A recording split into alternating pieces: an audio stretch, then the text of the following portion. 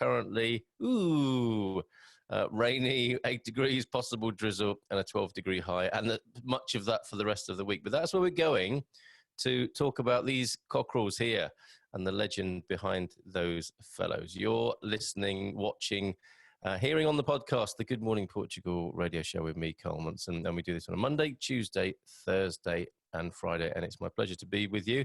And this is all about being an expat or an explorer in Portugal. And all things Portuguese for the settler, the immigrant, the expat, and people with an interest. Actually, a few Portuguese people tune in just to see, I think, if I'm doing a decent job or not. And I'm always open to that kind of feedback. So let us then check out this Palavra do Dia business. And I have to say, I don't completely understand what's going on here. The wonderful Catia Lima of the Beyond Lisbon blog and Facebook feature said, Carl, I don't think you know this phrase, so I think it's only right that I check it out. And I'll bring this screen up for you now. It's to do with underwear. It's to do with the end of the world. It's cheerful stuff, isn't it? But I can't seem to be able to find it or to share the screen with you. But I'm going to keep trying. I will not be beaten by this. Oh, here we go. Look. Fin do mundo cuecas. Cuecas, I was going to say, sounds a bit like, no, I'm not going to say that. I'm actually not going to say that. Fin do mundo cuecas. Now, Catia says this is about facing the end of the world in your underwear, which I think doesn't mean that you weren't prepared. On the contrary, I think it actually means you are prepared and you're not bothered. It's like take a chill pill.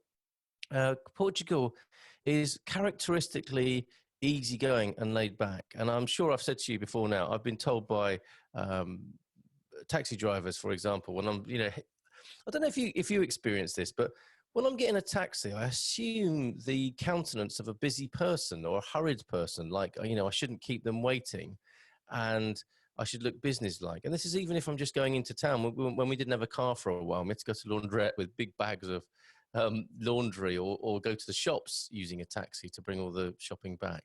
I was always sort of be, on it and very efficient.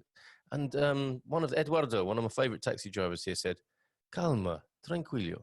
Not bothered. He wasn't bothered. He just well, it'll happen when it happens. Don't worry about it. Don't stress yourself, English guy. And I think it's in line with this. It's a bit Big Lebowski as well, Big Lebowski. This idea, how he used to sit around in his dressing gown and what will be, will be.